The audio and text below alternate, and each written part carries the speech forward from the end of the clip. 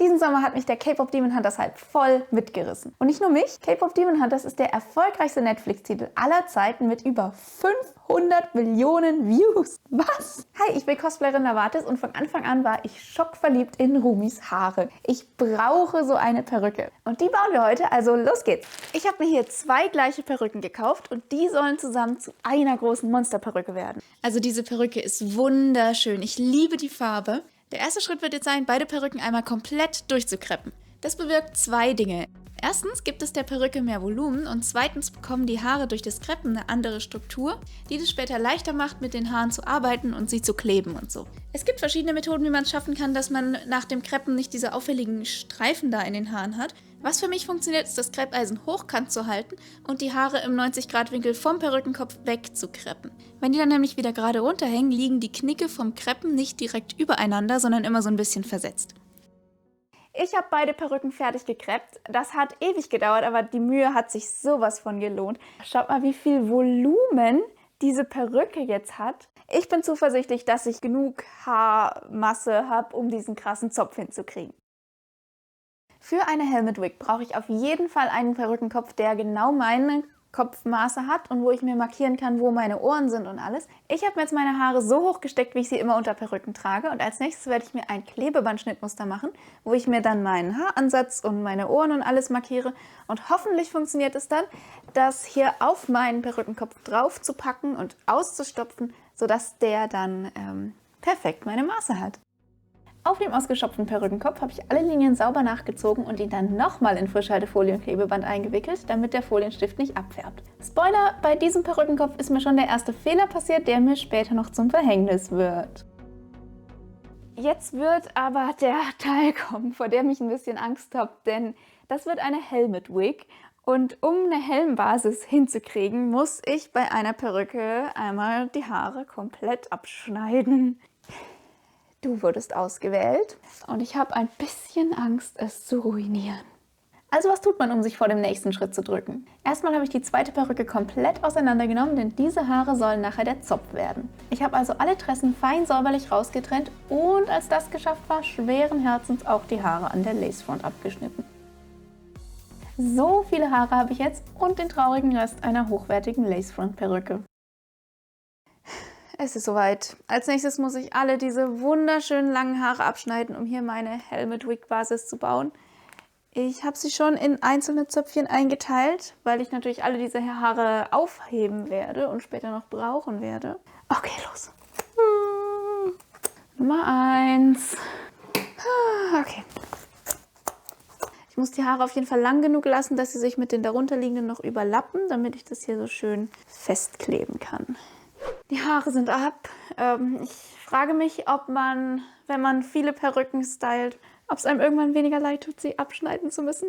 Auf jeden Fall sehe ich, dass diese Haarreste hier noch überall so ein bisschen abstehen. Ich weiß nicht, ob das ein Problem wird, wenn ich sie gleich klebe. Aber trotzdem, nur zur Sicherheit, werde ich überall einmal mit einem Dampfglätter drüber gehen und die Haare richtig schön an den Kopf dran drücken, damit sie richtig, richtig gut anliegen. Als nächstes nehme ich ganz normalen Bastelkleber und pinsel den in einer dicken Schicht darüber. Ich drücke ihn auch richtig schön in die Haare rein, denn das soll ja die erste Schicht einer stabilen Schale werden. Was ich nicht bedacht hatte bei der ganzen Geschichte ist Schwerkraft. Ich habe die unteren Haare absichtlich ohne Kleber gelassen, weil ich dachte, das ist ein bisschen besser, wenn ich noch weiche Haare im Nacken habe. Ja, ihr seht ja, was passiert ist. Ich denke, ich wische es vorsichtig weg, dann lege ich es in die Sonne und hoffe, dass es dann schneller trocknet. In der Zwischenzeit fange ich schon mal an, aus den losen Haaren geklebte Tressen zu machen. Und zwar welche, bei denen die Enden weich bleiben. Hierfür habe ich Leute schon die unterschiedlichsten Kleber benutzen sehen, allerdings noch nicht den ich hier gerne benutze. Dieser Kleber ist eigentlich für Serviettentechnik gedacht, aber ich mag ihn für Perücken, weil er so flüssig ist und schön zwischen die Haare fließt. Und er trocknet schön durchsichtig. Der Kleber ist getrocknet. Als nächstes kleben die Leute in den Tutorials hier immer eine Schicht Quiltvlies oben drüber und mir leuchtet jetzt auch ein, warum. Nämlich diese erste Schicht nur aus Haaren und Kleber ist nicht wirklich stabil, vor allem nicht hier, wo sie kaum von Haaren bedeckt ist. Und man braucht einfach eine zweite Schicht, damit diese Helmet Wig Schale auch wirklich eine stabile Schale wird. Ich habe auch schon gelernt, dass man hier Polyester-Quiltflies nehmen soll und nicht die Baumwollvariante, denn das Polyester-Quiltflies kann man dann wohl so mit dem Heißluftföhn anschmelzen, dass es dann eine härtere Plastikschale gibt. Ich könnte jetzt losgehen und Polyester-Quiltflies kaufen oder ich könnte versuchen, etwas zu benutzen, was schon seit Jahren in meinem Vorrat liegt. Das ist ein Wollstoff, ähnlicher Stoff. Ich denke, der könnte gehen. Frage ist nur, ob ich den anschmelzen kann, so wie das die Leute mit den Polyester-Quiltflies machen. Also habe ich den mal angezündet, um rauszufinden, was es ist. Wie immer, wenn du mit Feuer spielen willst, Safety first. Nimm dir eine feuerfeste Unterlage, mach das draußen oder mach das am offenen Fenster. Und halte das Stoffstück bloß nicht in deinen Fingern. Wenn dein Stoffstückchen hier schmilzt, heißt es, du hast einen synthetischen Stoff. Wenn es aber zu Asche verkohlt oder verbrennt, heißt es, das sind natürliche Fasern. Dieser seltsame Stoff hier macht irgendwie beides. Das heißt, ich habe irgendein Mischgewebe. Also habe ich mal versucht, ob es sich mit dem Heißluftföhn anschmelzen lässt. Und es hat sofort angefangen zu stinken, also habe ich direkt meine Maske aufgesetzt. Ich möchte nämlich hier keine wahrscheinlich giftigen Plastikdämpfe einatmen. Das ist niemals eine gute Idee. Der Stoff ist aber nicht zu einer festen Schale geschmolzen. Er ist nur ekelhaft angekohlt. Also weiß ich, das wird nicht funktionieren. Ab in den Mülleimer. Dann habe ich alternativ versucht, den Stoff mit richtig viel Kleber zu tränken und zu durchweichen. Und musste feststellen, dass der einen Lotus-Effekt hat, was cool ist, aber nicht das, was ich hier will. Also habe ich richtig viel Kleber, richtig schön tief reingeschmiert in den Stoff. Und das hat wirklich gut geklappt. Der Stoff ist jetzt recht fest, aber nicht starr geworden. Und ich denke, das ist genau das, was ich brauche für die Helmet Wig Basis. Den Stoff klebe ich jetzt Stück für Stück so ordentlich wie möglich als zweite Schicht auf die Helmbasis. Dabei fange ich am Hinterkopf an und versuche hinten und an den Seiten eine glatte Oberfläche ohne Falten oder Einschnitte zu bekommen.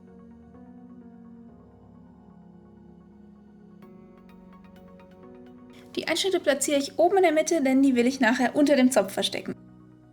Das wirklich, wirklich Tolle an diesem Stoffrest ist, dass er sich ein bisschen dehnen, aber auch ein bisschen stauchen lässt. So kann ich ihn wunderbar ziehen und hindrücken und absolut faltenfrei aufkleben. Wie gut ist das bitte geworden? Ich glaube es ja selber kaum. Oh mein Gott. Ich habe 3 Heißklebestäbe hier drin versenkt und es fühlt sich jetzt allein durch den Heißkleber richtig stabil an. Und ich denke, das ist stabil genug, dass ich es mal aufprobieren kann. Oh nee.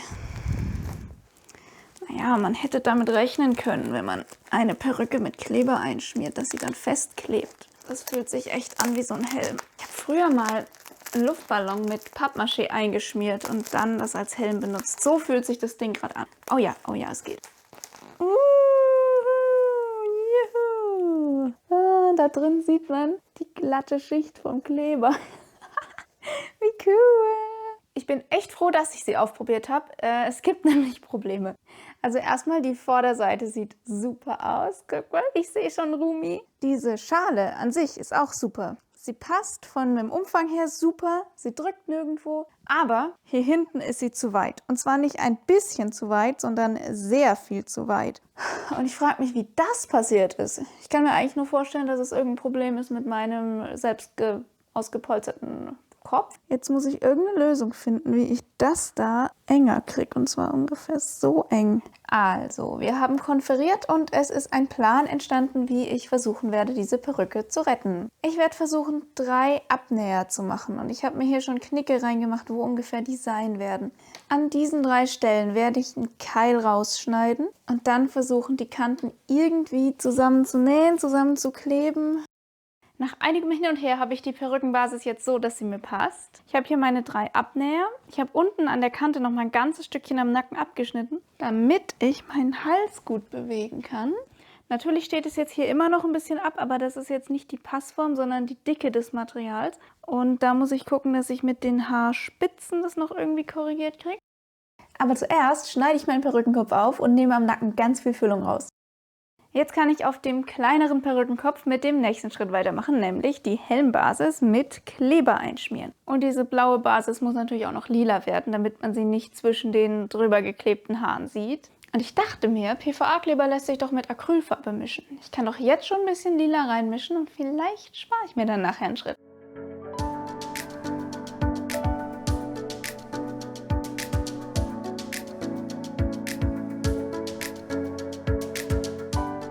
Jetzt endlich kann es losgehen, die Helmbasis mit Haaren zu bekleben. Ich habe hier ganz viele Tressen vorbereitet und mir schon mal aufgezeichnet, wie Rumis Haare verlaufen. Jetzt nehme ich meinen Deko-Patch-Kleber und pinsel hier eine großzügige Bahn auf. Dann stecke ich die erste Strähne so fest, dass das kurze weiche Ende über den Rand der Helmbasis hinausragt. Die unterste Schicht Haare wird vom Kleber gehalten, aber die obere fixiere ich mit Haarspray. Damit diese Strähne aber auch dauerhaft bleibt, wo sie ist, schmiere ich jetzt noch mehr Kleber drauf, sodass die Strähne richtig damit getränkt ist. Und genauso wie hier mache ich das natürlich dann mit allen anderen Strähnen rundherum. Alle abgeschnittenen Haare hebe ich übrigens auf und mache daraus wiederum neue, kürzere Tressen. Die hier sind noch lang genug, um sie auch für den Hinterkopf zu benutzen. So verschwende ich nichts und es bleiben mehr lange Haare für den Zopf. Wie lange hat es wohl gedauert? Einen Tag? Nö, eine Woche, weil PVA-Kleber ziemlich langsam trocknet. Aber zum Glück ist es Sommer und das Wetter hilft mir beim Trocknen. Meine Geduld hat sich ausgezahlt, würde ich sagen. Mann, ich bin so stolz, wie sauber und ordentlich das hier geworden ist. Die Helmbasis ist fertig und natürlich habe ich sie schnell aufprobiert, damit es nicht nochmal böse Überraschungen gibt. Vorne an der Stirn liegt sie perfekt an, ich freue mich so. Im Nacken standen die kurzen Härchen so ein bisschen ab, aber das war ganz leicht zu korrigieren mit dem Dampfglätter. Jetzt bin ich aufgeregt, aber auch voller Vorfreude, denn jetzt kommt der Zopf. Und wie werde ich den befestigen? In diversen Videos auf Instagram habe ich gesehen, dass viele Leute den Zopf einzeln machen, dann draufkleben und danach mit den vorderen Haaren irgendwie verblenden.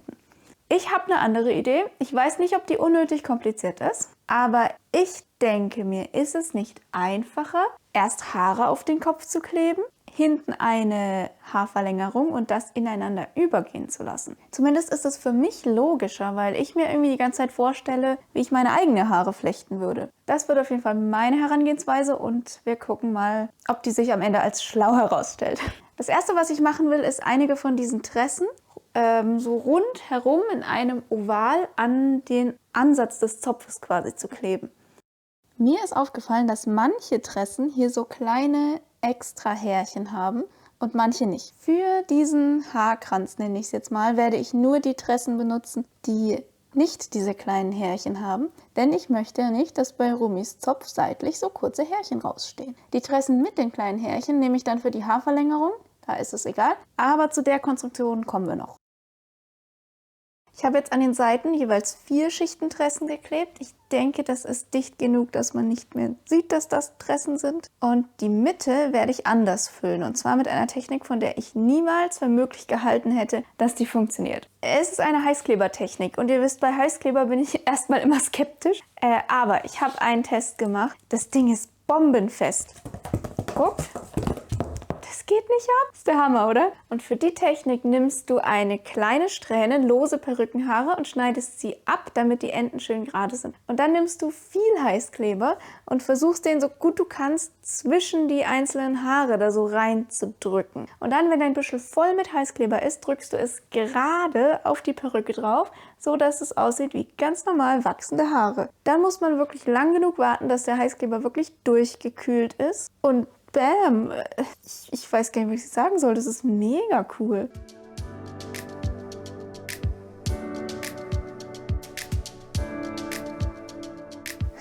Okay, ich fürchte, ich habe einen großen Fehler gemacht und ich weiß nicht, ob der sich reparieren lässt. Erstmal die Haarbüschel mit Heißkleber hier anzukleben funktioniert wunderbar. Ich fürchte aber, dass ich die Linien, die ersten Tressen, viel zu weit auseinander angefangen habe zu kleben. Ich hätte weiter in der Mitte anfangen müssen, damit es aussieht, als ob der Zopf, wenn ich es geflochten habe, später auf dem Kopf drauf liegt. Und so wie es jetzt ist, habe ich Sorge, dass es nicht aussieht, als ob der Zopf auf dem Kopf drauf liegt, sondern als ob die Haare gerade aus dem Kopf rauskommen. Ich weiß nicht, ich werde drüber schlafen und morgen sehen wir weiter.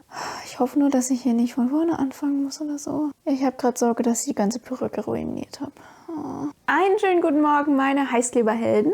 Bantu ist auch da. Ich habe den Zopf einmal probeweise geflochten. Ich habe drüber geschlafen. Er sieht nicht so schlimm aus wie befürchtet, aber er Sieht auch nicht gut aus. Vor allem nicht, wenn ich meinen angefangenen Zopf dran halte, den ich gerade nicht holen kann, weil mein Pantelchen bei mir ist. Die Kante ist einfach... Es gefällt mir nicht und ich habe beschlossen, es wieder auseinanderzunehmen. Ich hoffe so sehr, dass ich die Helmet Base retten kann. Bantu, hilfst du mir dabei, die auseinanderzunehmen? Wahrscheinlich nicht. Der hilft mir nie. Der hilft mir nur beim Zuschneiden, gell? Erstmal schneide ich alle die mühsam festgeklebten ehemals einzelnen Haare ab, damit die aus dem Weg sind. Mit meinem ganz normalen Föhn erhitze ich dann vorsichtig den Perückenkopf, um den Heißkleber weich zu machen, aber dabei nicht die Helmbasis zu beschädigen. Tatsächlich hat es viel besser funktioniert, als ich dachte, und ich habe fast alle Kleberückstände wegbekommen. Juhu! Für die neue Konstruktion müssen die vorderen Haare nicht so lang sein, also kann ich mir die Spitzen hier schon mal klauen. Dieses Haarbüschel halbiere ich und mache dann daraus ganz kurze Tressen. Warum, seht ihr gleich noch. Auch alle anderen abgeschnittenen Haare werden jetzt zu Tressen. Für Plan B brauche ich keine einzelnen Haare mehr bei diesem Projekt. Die fertigen Mini-Tressen bekommen noch einen fransigen Haarschnitt. Jetzt benutze ich die, um die übrigen Heißkleberreste und meine Markierungen von vorher darunter zu verstecken. Dabei achte ich natürlich darauf, dass sie in genau die gleiche Richtung verlaufen wie die Haare darunter, damit sie sich möglichst unauffällig einfügen. Ich präsentiere die gerettete Helmbasis, die aussieht, als wäre nie was passiert. Bestimmt bist du neugierig, wie ich einen so langen Zopf hinkriegen will mit Tressen, die nur so lang sind. Das ist mein Testlauf. Ich habe hier ein ganz normales Stoffband und ja, in der finalen Version wird es lila sein. Und da habe ich jetzt genähte Tressen im Kreis außenrum gewickelt und festgesteckt. Auf die Weise will ich dieses Stoffband bis oben hin oder bis fast ganz oben hin mit Tressen bedecken. Und dann wird es oben an der Perücke ungefähr so befestigt und dann ist mein Zopf so lang. Warum lila Stoffband kaufen, wenn ich einen farblich perfekt passenden Stoff schon in meinem Vorrat habe? Allerdings ist dieser Stoff dehnbar, was in dem Fall schlecht ist, weil er ja Gewicht halten soll. Darum nehme ich die grünen, nicht dehnbaren Stoffbänder und packe sie im lilanen Stoff ein. Dann geht's los, ganz viele Tressen auf diese Bänder zu nähen. Dabei wechsle ich ab zwischen den geklebten und den genähten Tressen. Auch die geklebten Tressen lassen sich ziemlich gut nähen. Damit alle 3 Stränge gleich werden, arbeite ich an allen gleichzeitig. Außerdem habe ich mir hier Markierungen zur Orientierung gemacht. Die helfen mir, dass ich die nächsten Tressen bei allen 3 Strängen immer in genau der gleichen Höhe befestige. Je weiter ich nach oben komme, desto dichter sollten die Tressen sein, weil ja Rumis Zopf auch nach oben hin breiter wird. Ich habe auch bestimmt nicht alle 3 Stränge nochmal zur Hälfte aufgetrennt, weil ich unten zu dicht genäht hatte und sie dann unten zu dick wurden. Nein! Bevor mein erster Plan schiefgegangen ist, hatte ich geplant, die Bänder am Hinterkopf beginnen zu lassen, aber dann habe ich gemerkt, dass es sinnvoller sein wird, sie ganz vorne an der Perücke zu befestigen. Das heißt, meine Bänder sind zu kurz. Aber nicht so schlimm, ich habe ja noch mehr Satinband und noch mehr lila Stoff.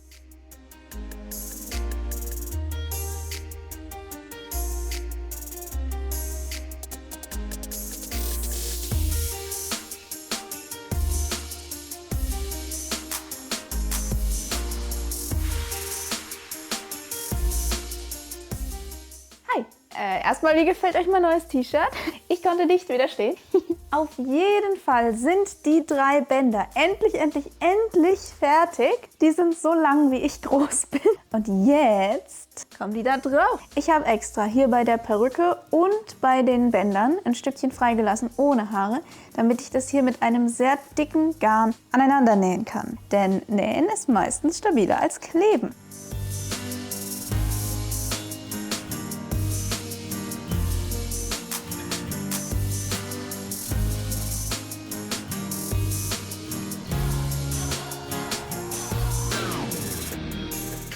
Okay, ich werde das jetzt mal probeweise anfangen zu flechten und wir schauen, was passiert. Wie ich erwartet habe, sind die Haarbänder hier oben sehr dünn, weil da ja weniger Haarschichten auf dem Band liegen als weiter unten, wo sich mehrere Tressen überlappen. Die kann ich alle noch benutzen, um hier oben den Zopf dicker zu machen. Gut, einmal entknoten.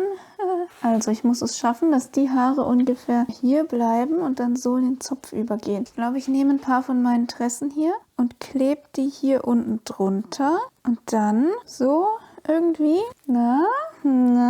Okay, das ist ein Plan. Jetzt nochmal langsam. Zuerst klebe ich mehrere solche Tressen unter bzw. um den ersten Haarstrang herum, um ihn dicker zu machen und den Übergang zur Helmbasis noch besser zu verstecken. Dann lege ich erstmal nur den inneren Teil des Stranges rüber auf die andere Seite, so wie beim Flechten. Diesen inneren Teil tränke ich dann so vollständig wie möglich mit Kleber und lasse ihn trocknen. So bekomme ich einen festen Untergrund, auf dem ich dann ordentlich die äußeren Haare festkleben kann. Und das mache ich mit Haarspray und PVA-Kleber genauso wie schon bei der Helmbasis. Wenn die erste Schlinge fertig ist, binde ich sie mit Garn zusammen, denn sie soll schmaler werden an dieser Stelle, wo später die nächste Schlinge drüber liegt. Also das funktioniert super. Ich bin sehr froh, dass das beim ersten Versuch geklappt hat. Nur habe ich vergessen, dass ja der mittlere Teil, der Ponyteil, eigentlich da noch unten drunter muss. Das heißt, ich muss jetzt irgendwie gucken, wie ich den vorderen Teil da noch irgendwie reinkriege. Und dann geht es genauso weiter.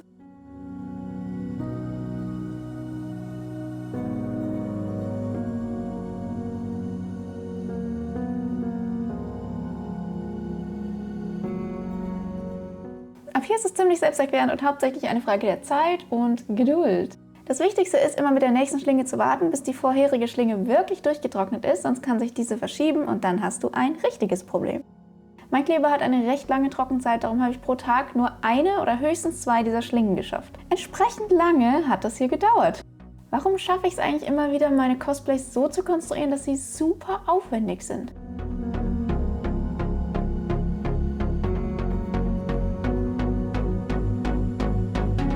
Bereit zum Flechten.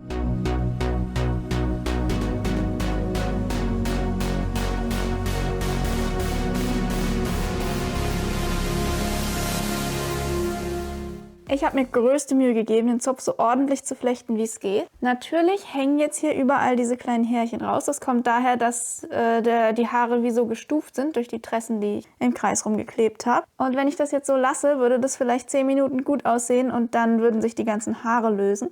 Deswegen packe ich da ein Tüllcover drauf. Ich habe mir einen farblich passenden Tüll gekauft und daraus nähe ich dann so einen Überzug, der hoffentlich unsichtbar sein wird und dafür sorgt, dass ich diese Haare nur einmal flechten muss und danach nie wieder, weil der Tüll sie festhält.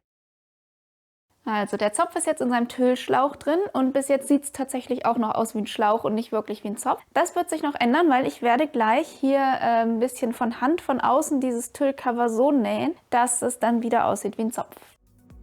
Ich habe angefangen, den Tüll zu nähen und schnell festgestellt, dass das gar nicht gut aussah. Das Problem war, dass ich das Tüllcover viel zu eng gemacht hatte. Beim Nähen von Hand wurden die Haare zusammengedrückt, sodass der Zopf dünner wurde. Also habe ich alles wieder aufgetrennt und einen neuen weiteren Tüllschlauch genäht und damit hat es dann endlich funktioniert. Erst war ich skeptisch, ob der jetzt zu locker ist, aber das war genau richtig, weil sich der Tüll beim Handnähen zwischen die Haarstränge gezogen hat. Also merkt euch, Tüllcover lieber zu weit als zu eng machen. Und eventuelle Falten im Stoff lassen sich auf der Rückseite des Zopfes verstecken. Für den Übergang ziehe ich den Tüll so gut es geht unter die Haarschlaufen und schneide den Rest vorsichtig zurück. Die Enden oben und unten fixiere ich dann noch mit etwas Kleber. Als letztes Detail gibt es noch einen schönen Abschluss an der Zopfspitze. Da verwickle ich eine meiner geklebten Tressen um ein rundes Objekt, in diesem Fall war das ein Besenstiel, und fixiere sie so. Dann erhitze ich sie mit dem Dampfglätter und lasse sie komplett abkühlen und bekomme diese wunderschöne Locke. Darunter kann ich jetzt das Garn verstecken. Und die gelockte Form hilft dabei, dass die Haare schön anliegen. Und die Perücke wurde gerade rechtzeitig fertig, um sie auf der Konichi zu tragen.